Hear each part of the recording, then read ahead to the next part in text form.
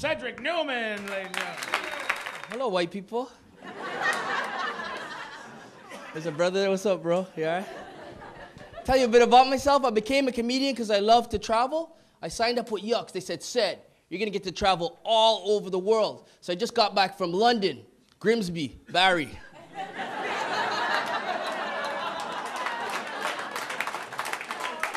One brother, one black guy in Barry. You know what his name was? Barry. But I had to give the what's up, the little acknowledgement, the little, head nod. That's what brothers do when they see another brother. Where's go, what's up? And white people always ask me, do you know him?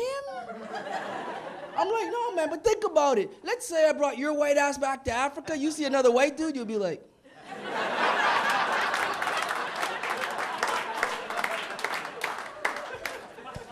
I'm the middle child of three, and people always ask me, man, is stand-up comedy hard? Aren't you afraid of getting your feelings hurt? I'm a middle child, man. You firstborns in here said you had it hard because you had to soften up the parents, but us middle children had it harder. We had to deal with hand-me-downs.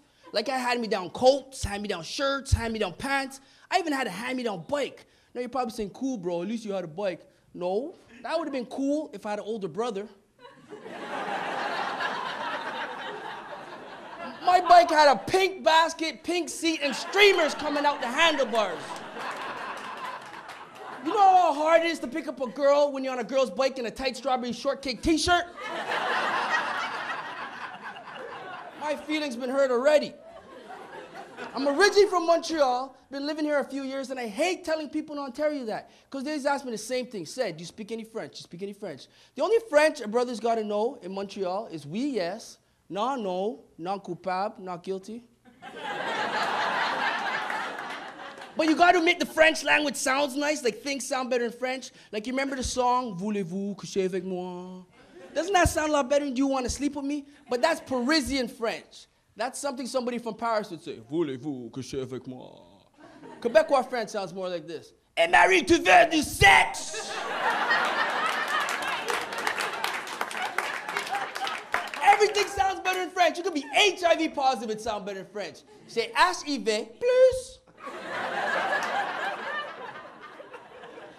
And you guys don't know how to make poutine up here.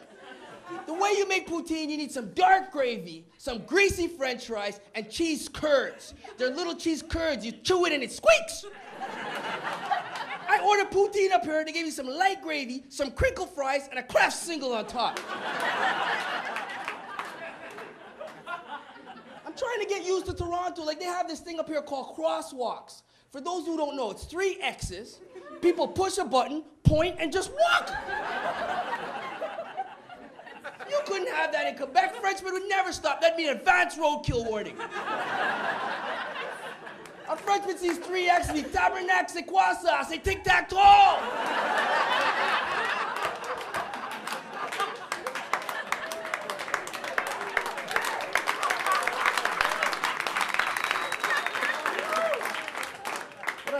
This place, though, I love the culture diversity. I'm not used to that. What I mean by that, in Montreal, you go to a Greek restaurant, who serves you? Greek people. You go to an Italian restaurant, who serves you? Italian people. Well, up here, they got Filipinos in Taco Bell. Indian people in Mr. Greek. I was like, buddy, where you learn to make souvlaki like that? He looks at me, he goes, I've been all over the world, re. So what's your name, man? Been there, done that. And I went to a Jamaican restaurant out in Scarborough, had an Asian lady working. I said, excuse me, can I have a jerk pork? You want a jerk pork? Yeah. Don't get me wrong, huh? It's cool to have an Asian lady working in a Jamaican restaurant, but you never see a Jamaican like myself working in a Mandarin, because we point with our lips. You'd be like, excuse me, can I have some rice? Over there, man. Where's the egg rolls? Over there, so. Buffet.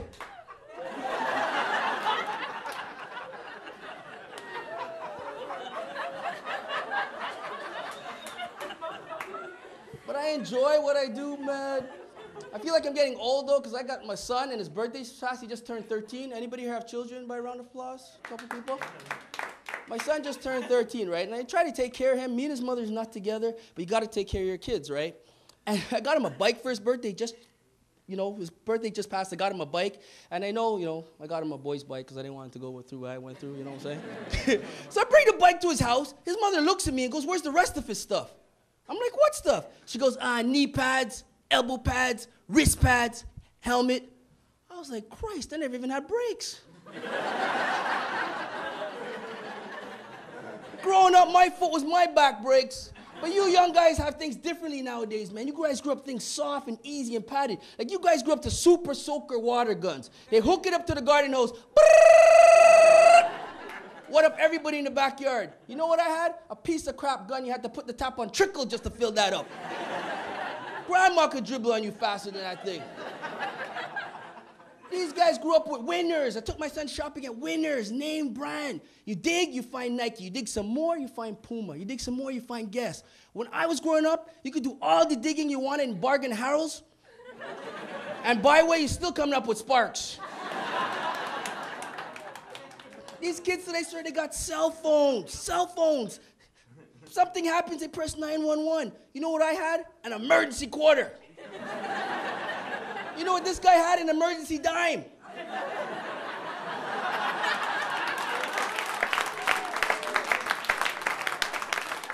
And we used to use that to buy jujubes. Cell phones, they texting all the time. You get this text. Oh, I'm horny, send. The most I came to texting was paging somebody on their beeper, 07734. Hello? Remember that? You know, kids today aren't allowed to take peanut butter sandwiches to school because another kid might be allergic to it. When I was growing up, if you're allergic to peanut butter, you sit there in class like this. And these kids today got soft lunch bags, soft little lunch bags. You know what I had? A big old Scooby-Doo lunchbox. I get into a fight, it's like, oh my God, Cedric, was there a thermos in there? Kids have things differently. You know what else they have? They got squeezable ketchup and shampoo bottles. Squeezable. They sit upside down. I had to. And when it got near to the end, my mother used to fill that up with water. Now my fries and ketchup look like tomato soup, and I got split ends. Speaking of split ends, you know what I saw the other day that confused me? I saw a white guy with dreads. That confuses me as a black person, because you don't know whether to go like this or like this. Next time you see me up here, I'm going to confuse you all. I'm going to have a mullet.